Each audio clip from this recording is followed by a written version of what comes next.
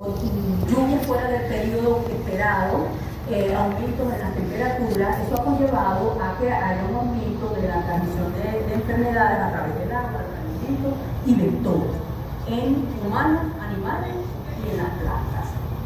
Por ejemplo, el incremento en la temperatura o periodos de lluvia más prolongados puede llevar a que incremente el número de vectores que son vectores del mosquito, por ejemplo, o de garrapatas, que pueden ser vectores de estas enfermedades, y entonces se prolonga en el tiempo y hay un mayor número de animales que van a estar siendo infectados.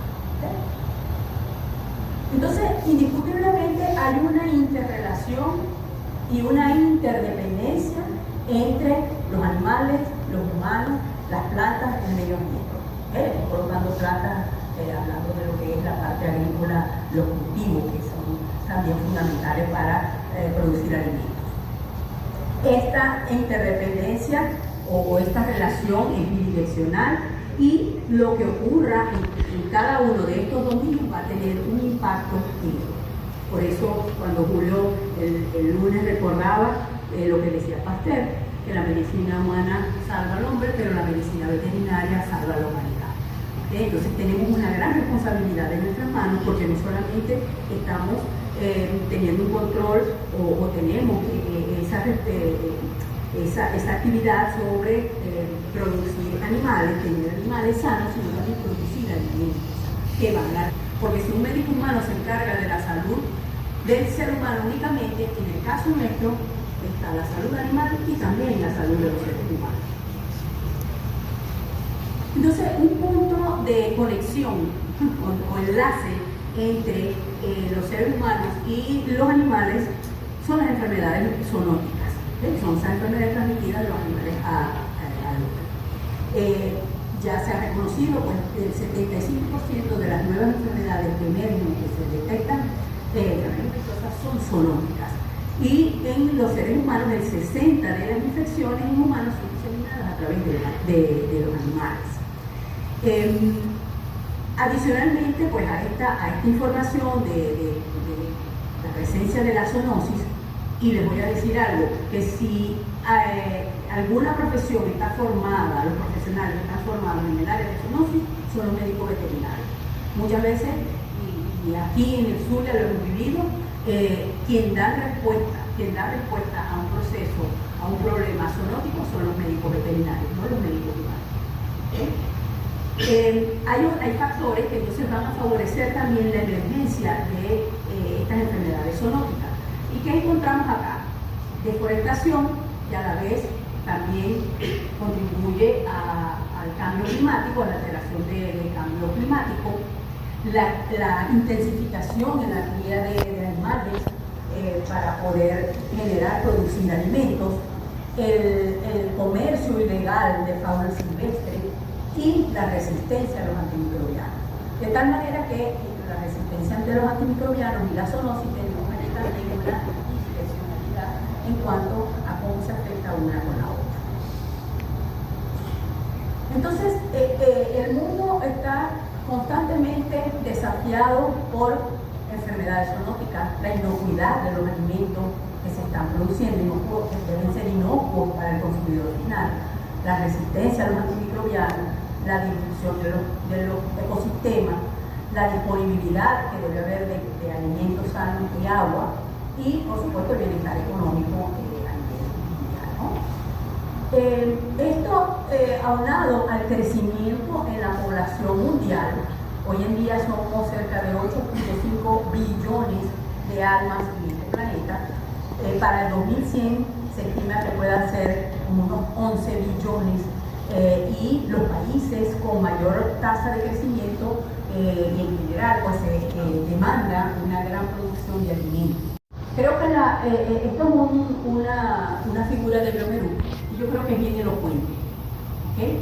Los puntos donde se aplican antibióticos y las vías que toma para poder diseminarse. Desde nuestra área tenemos animales de producción, animales de compañía, en los cuales en los dos se aplican grandes cantidades de antimicrobianos. En los animales de producción, tanto residuos como microorganismos resistentes pueden alcanzar al ser humano a través de los alimentos que allí se producen. Pero en el ambiente, en el entorno de producción, esos residuos o bacterias resistentes también pueden alcanzar cultivos, el suelo y agua. ¿Okay? Y desde el área de los pequeños animales hay un intercambio directo con el ser humano por el constante contacto entre ellos y de igual forma por contacto, aunque sea esporádico, con fauna silvestre y estuarios acuíferos. ¿Okay? Entonces es muy diversa, es muy variable la forma, y esto lo hace complejo poder estudiar y conocer por dónde es que está apareciendo la resistencia de la antimicrobiana, por dónde se está colando, dónde están apareciendo. Hay nuevos mecanismos de resistencia para los que ya los antibióticos que conocemos no son efectivos. Por eso la importancia de tener esa vigilancia. Se ha demostrado que hay una correlación positiva directa entre el uso de antimicrobianos en animales destinados a la producción de alimentos y la generación de resistencia en esos animales. ¿Okay? Y aquí encontramos para algunos, fíjense que son valores, en el caso de antimicrobianos de 1, una relación positiva, el efecto es mayor de 0.70, para sulfonamidas, streptomicina, tetracyclina, minoxidilina, gentamicina. Aquí para distintas, es decir, esta situación se ha detectado para distintas combinaciones de bacterias patógenas y comensales, distintas clases de antimicrobianos y distintos sistemas de producción. Hablemos de producción de pollo, bovina, cerdo, peces, cabra, cualquier sistema de producción. Bueno, esto es más de otro ejemplo de los trabajos que han hecho en las comparaciones de el uso de los antimicrobianos en sistemas de producción y la detección de resistencia en esos sistemas. ¿Okay? Fíjense que encontramos siempre allí como los caballitos de batalla que están haciendo frente en esto: E. coli, Campylobacter, Salmonella.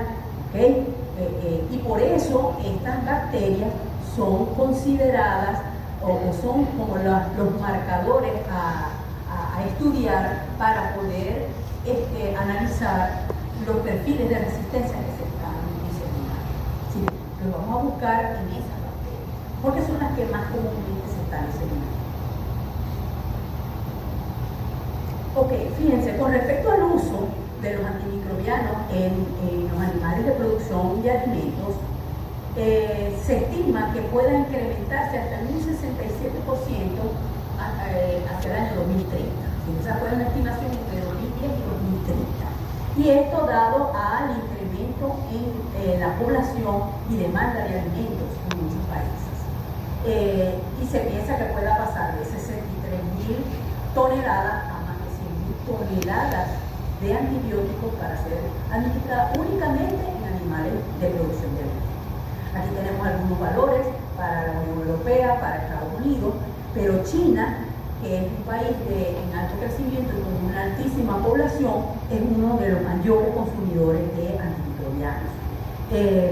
Y de la cantidad total que ellos utilizan, fíjense, 29.000 toneladas de antibióticos, el 53.20% es utilizado como promotor de alimentos. Cuando un antibiótico se usa como promotor de crecimiento, cuando un antibiótico se utiliza como promotor de crecimiento, se están aplicando dosis subletales en el alimento de los animales, porque supuestamente eso agiliza el desarrollo en el animal. Entonces, esas dosis subletales están ejerciendo constantemente una presión selectiva hacia bacterias resistentes. Está seleccionando a las más resistentes. En este estudio de vigilancia global de la RAM en animales destinados a la producción de alimentos, encontramos aquí la distribución geográfica de los antibióticos para los cuales se estima puedan superar el 50% de la prevalencia en resistencia a nivel mundial. Y encontramos acá, por ejemplo, en el rosadito, fíjense, tetraciclinas, ¿sí? Trimethoprim sulfamethoxazole en morado, fíjense cómo está extendido, y en verde, que es lo que más se ampicilina, son los que tienen. Entonces fíjense que ahí es lo que se está estimando que pueden superar el 50% en la prevalencia con resistencia. Porque una cosa es que nosotros podamos hacer un análisis, un estudio en salmonela y detectemos un 40% de salmonela, pero de esa salmonela solamente el 10% tiene patrones de resistencia o de multiresistencia. Pero es distinto decir que el 40% de salmonelas detectadas en alimentos, por ejemplo, el 65% es resistente. Eso agrava la situación. Entonces, para los procesos de los mecanismos o los programas de vigilancia de la resistencia a los antimicrobianos en la cadena agroalimentaria, es importante considerar los distintos puntos críticos a través de los cuales las bacterias resistentes pueden estar ingresando. Como vemos, desde el sector primario de producción hasta el momento en que un alimento de origen animal alcanza el consumidor final, es mucho el recorrido que lleva, ya sea para un consumo interno, nacional o para exportación.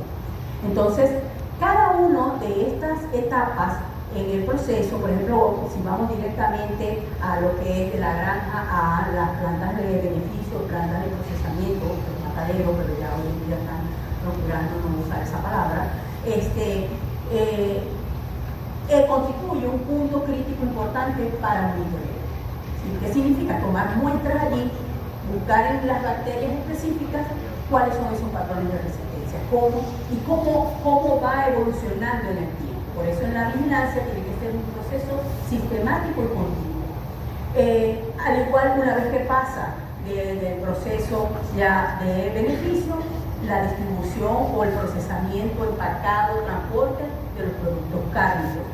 Todo lo que es transporte, cómo se transporta, la temperatura a la que se transporta, cuánto tiempo tarda, todo eso hasta que alcanza el sitio de almacenamiento o de venta y finalmente el consumidor final.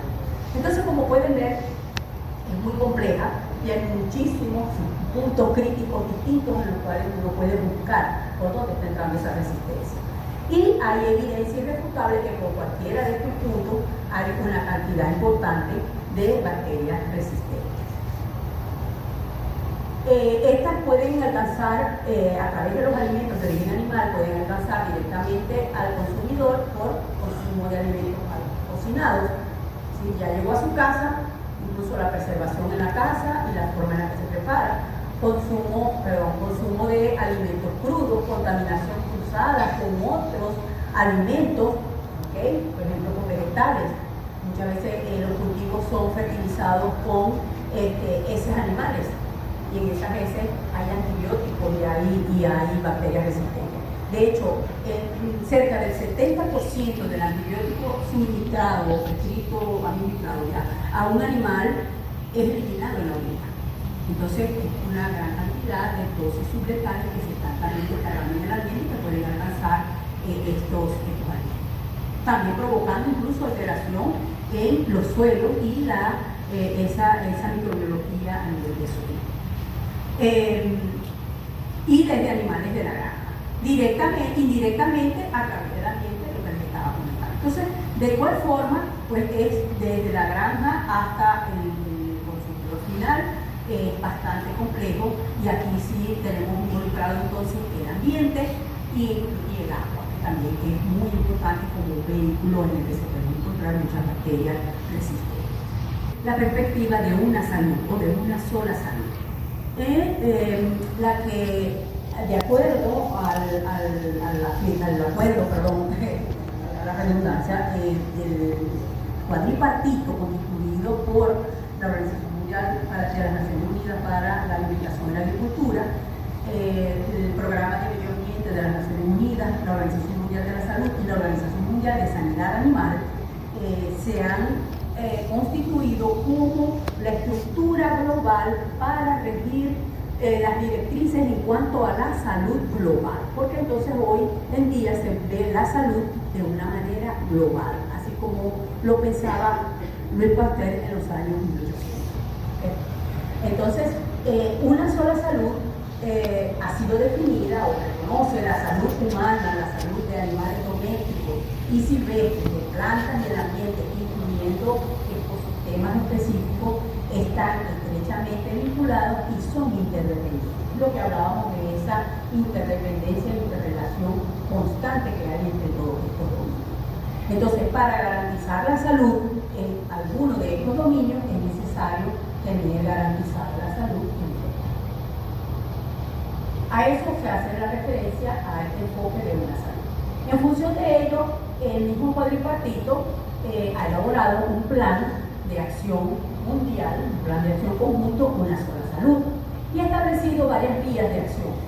Entonces, fíjense que son 6 vías de acción, donde se incluye, por ejemplo, mejorar la capacitación en cuanto a una salud, ¿sí? Que la gente conozca, sepa y entienda a qué se hace referencia. Reducir los riesgos de epidemias y pandemias de origen zoonótico, que sean nuevas, emergentes o que estén apareciendo nuevamente, porque eso también ha aparecido, ¿no? Hay enfermedades que habían estado controladas y de nuevo vuelven a aparecer, ¿no? En la tercera vía, controlar y eliminar enfermedades zoonóticas, endémicas. Reforzar la evaluación y gestión, comunicación del riesgo. Para poder comunicar el riesgo tenemos que identificarlo, tenemos que analizarlo, ¿okay? Tenemos que ver qué tan importante es para poder comunicar y poder entonces ofrecer alternativas para controlarlo, para mitigarlo. En la quinta encontramos frenar la pandemia silenciosa de la resistencia a los antimicrobianos. Piense que está dentro de las vías de acción del Plan Conjunto Global para una Salud. Y está también integrar el medio ambiente en el enfoque de una salud.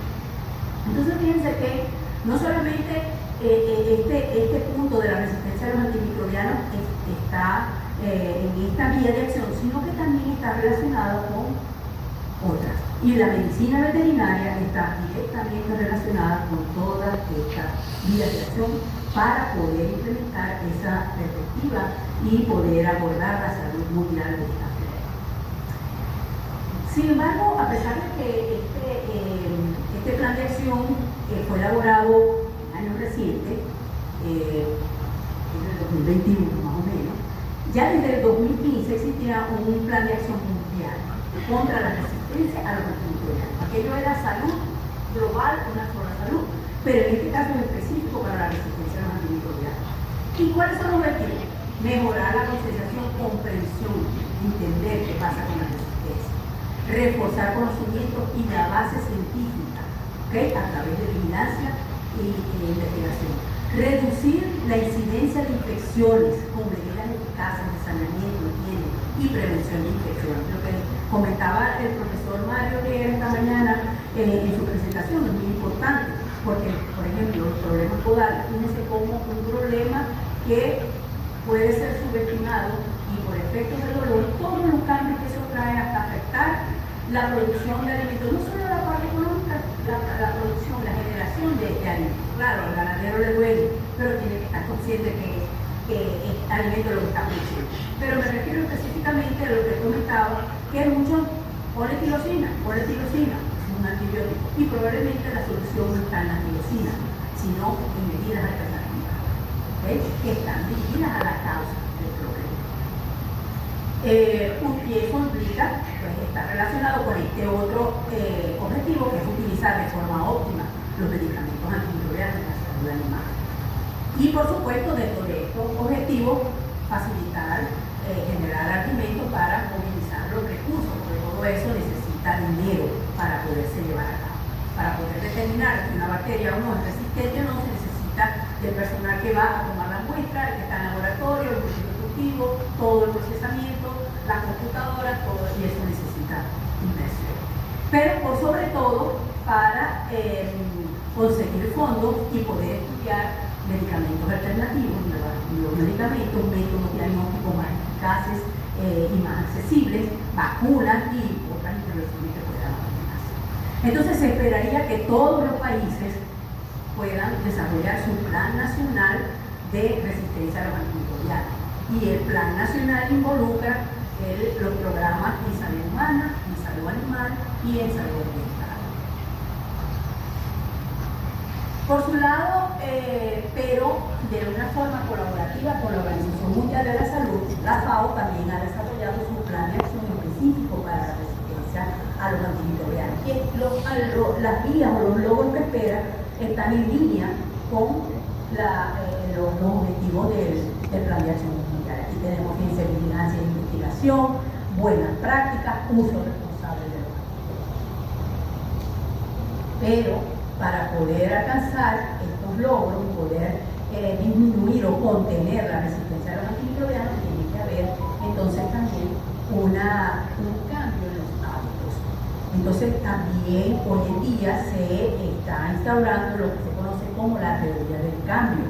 Tenemos que cambiar los hábitos que tenemos por costumbre ya en la aplicación de los antimicrobianos y de la forma.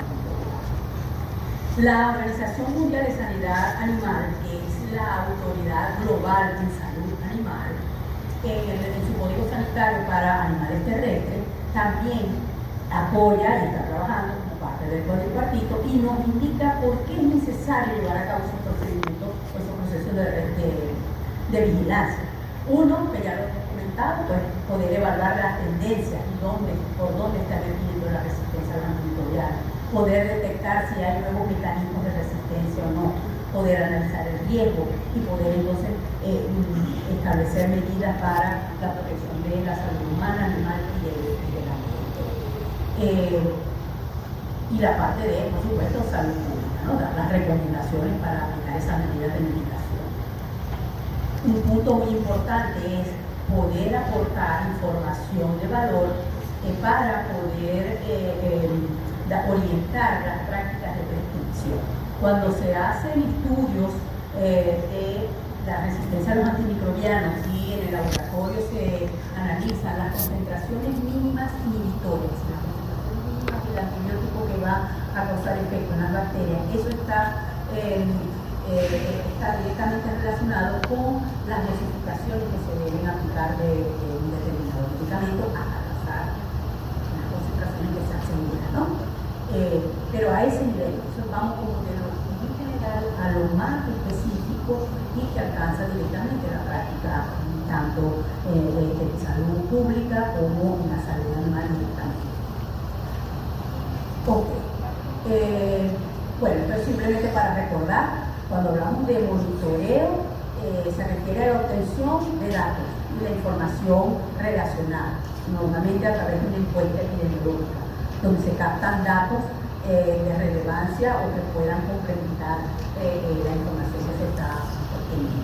Y la vigilancia ya es un sistema en el que se mide, se recopila y se valida toda esa información y esta se hace de manera sistemática, continua y repetida. ¿Sí?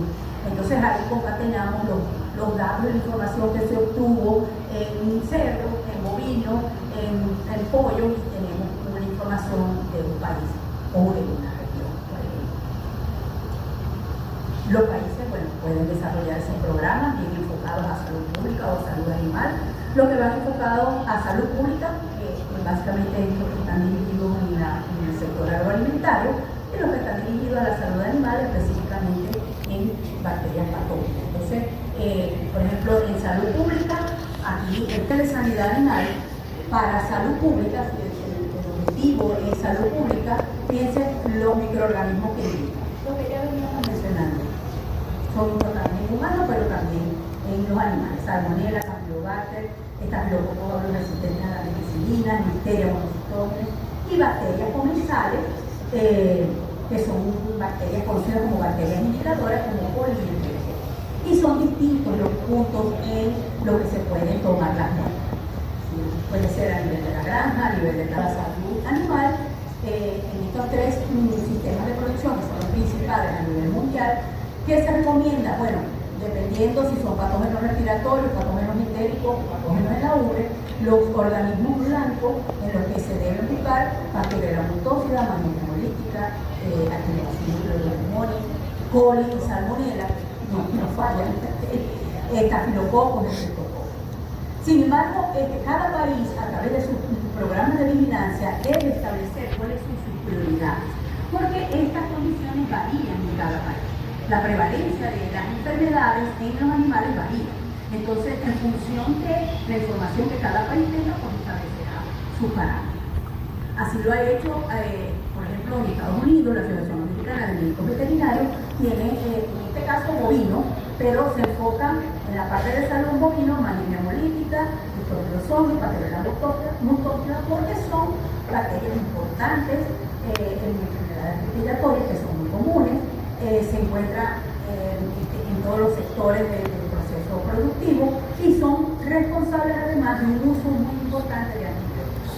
Entonces, para esas infecciones se está usando una mayor cantidad de antibióticos, entonces eso allí hay que buscar, hay que mirar a ver cómo está la receta. Sin embargo, bueno, aquí está descrito, no se ve, pero diferentes microorganismos con diferentes diferentes clases de antimicrobianos, se llama el panel de antimicrobianos para distintas especies, ya que hay perros y gatos, ganado, pollo, equinos, etc.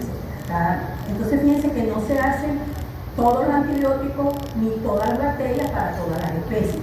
Va a variar de acuerdo a cada especie animal y a cada enfermedad que se esté presentando. Entonces esos datos hay que conocerlos, porque no podemos ir a ciegas. No podemos ir a ciegas a hacer un muestreo o aplicar una medida, sin haber hecho antes un muestreo y poder saber cómo está la situación. En cuanto a los sistemas globales de vigilancia, ya les mencioné que existe la Organización Global, pero hay un sistema de la Organización Mundial de la Salud que se llama GLAS, que es el sistema de vigilancia en la resistencia antimicrobiana y uso de los antibióticos a nivel global, pero está dirigido fundamentalmente al sector de salud humana. La Organización Mundial de Sanidad Animal tiene su sistema ANIMUS, en el que se recolecta información global sobre el uso de los antibióticos en animales.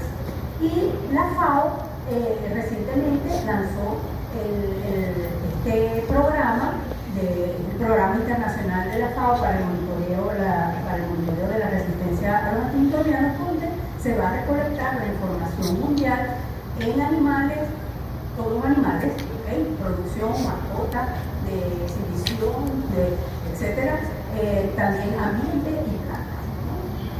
Entonces, estos sistemas hoy en día tienen plataformas que son interactivas, donde uno puede ver información agregada de distintos países y poder saber cuáles son como los puntos calientes, cómo está esa distribución de esa situación.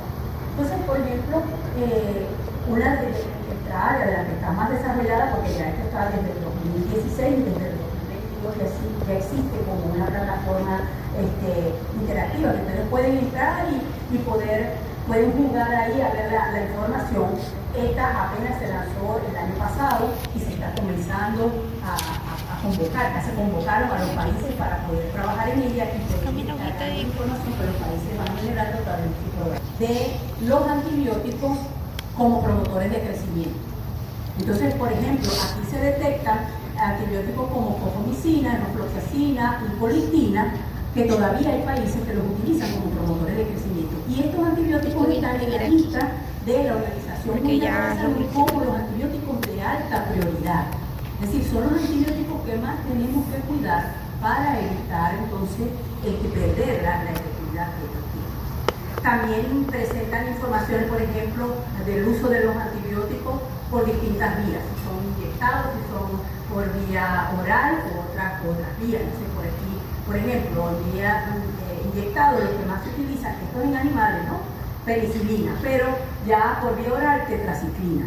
Entonces, eso permite también tener como el contexto de lo que está ocurriendo para poder presentar alternativas.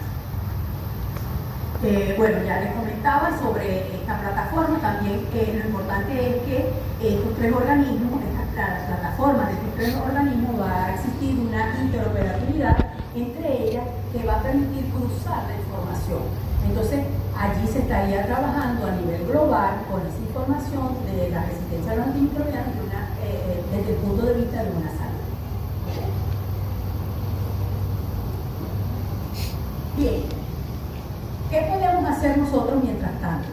Porque no todo el mundo va a estar en el laboratorio, no todo el mundo, eso corresponde fundamentalmente al sector oficial, organismos privados como asociaciones de productores y universidades, que son los que van a estar al frente de estos procesos. Pero a nivel de la práctica veterinaria, ¿qué podemos hacer nosotros para aportar en la contención de la resistencia a los antimicrobianos? Bueno, fíjense, una cosa sencilla: mejorar las prácticas de higiene personal y bioseguridad en la granja. Incluso el lavado de las manos es un factor importante para impedir la diseminación de las bacterias resistentes, de cualquier bacteria y, por supuesto, la resistente.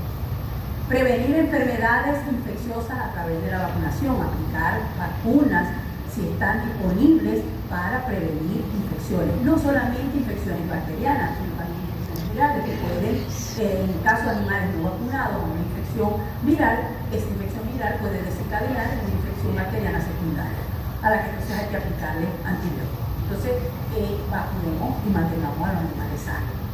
Buenas prácticas en la administración de los antibióticos, ya lo comentamos. Administración de antibióticos aprobados para uso veterinario. En pequeños animales muchas veces se usan antibióticos que están autorizados únicamente para ser usados en humanos. Entonces, eso está ejerciendo allí una presión selectiva que de manera siguiente ha ido incrementando. El otro es disponer antibióticos de buena calidad. Fíjense, no se busca no usar los antibióticos, sino usarlos prudentemente cuando se necesita utilizarlos. Y a la vez tener en las distintas áreas haya disponibilidad de antibióticos y antibióticos de buena calidad. ¿Qué pasa? Muchas veces se expenden antibióticos que llegan por caminos verdes, que son mucho más económicos, pero que no cumplen con los controles de calidad y muchas veces no tienen las concentraciones que dicen en el banco. Entonces aquí estamos fallando sin querer en ese punto, ¿no?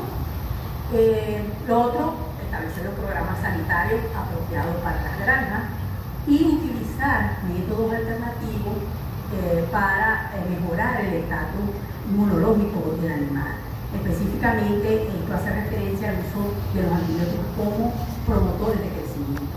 Hoy en día hay otras alternativas y aquí tenemos al doctor Alfredo García, especialista en el área de nutrición y en probióticos, y esta es una muy buena alternativa para poder mejorar el estatus inmunitario de los animales. Hoy hay otras alternativas que también sirven como promotores de crecimiento y pueden sustituir esta práctica que se viene aplicando desde los años 50.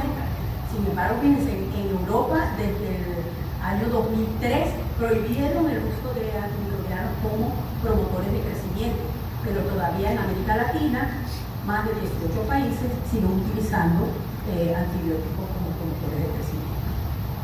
Y por supuesto, pues disponer de métodos de diagnóstico oportuno. Eso es lo que más nos cuesta, por ejemplo, a nivel de campo, poder llegar a esos diagnósticos oportunos. En general, bueno, se busca poder disminuir el uso de los antimicrobianos, pero a través del buen uso. No es que el animal tiene una infección y no voy a usar el antimicrobiano, pero hay que prescribirlo con conciencia, conociendo cuál es ese microorganismo que está afectando allí y cuál es el antibiótico apropiado, para entonces poder preservar la utilidad y la eficacia de los antimicrobianos. Bueno, muchísimas gracias.